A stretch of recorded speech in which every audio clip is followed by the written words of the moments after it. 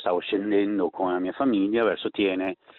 Nel tratto del provinciale del Costo, tra Trescheconca e la Baricata, improvvisamente è uscito un cervo grosso, un maschio, probabilmente di 4-5 anni, che ho investito praticamente al volo perché stava saltando il guardrail e quindi me lo sono trovato davanti praticamente in volo. Tanta paura per Gerardo Rigoni, corrispondente del giornale di Vicenza, che si è trovato davanti un cervo mentre era al volante del suo SUV sulla strada del Costo.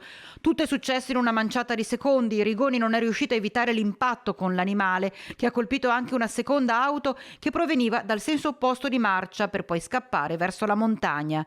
E davvero le conseguenze potevano essere molto serie. L'airbag è scoppiato, l'ha buttato verso terra, verso la strada, si è rialzato, ha corso, ha impattato contro un'altra auto che stava transitando e poi è fuggito in mezzo al bosco. Avessimo avuto una macchina più piccola, più un utilitario o qualcosa di questo genere, sicuramente le conseguenze sarebbero state peggiori.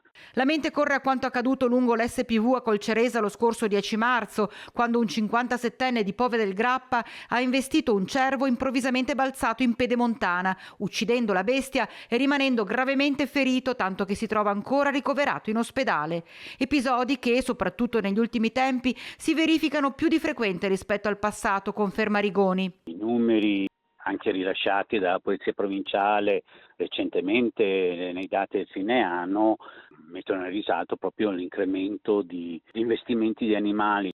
L'accaduto è stato denunciato alla Polizia Provinciale. Nei prossimi giorni andranno a perlustrare la zona dove è avvenuto l'incidente. Per accertarsi che l'animale magari non si sia allontanato per poi dopo magari andare a morire in bosco per le ferite riportate, anche per una questione igienico-sanitaria, per non richiamare sul posto altri predatori.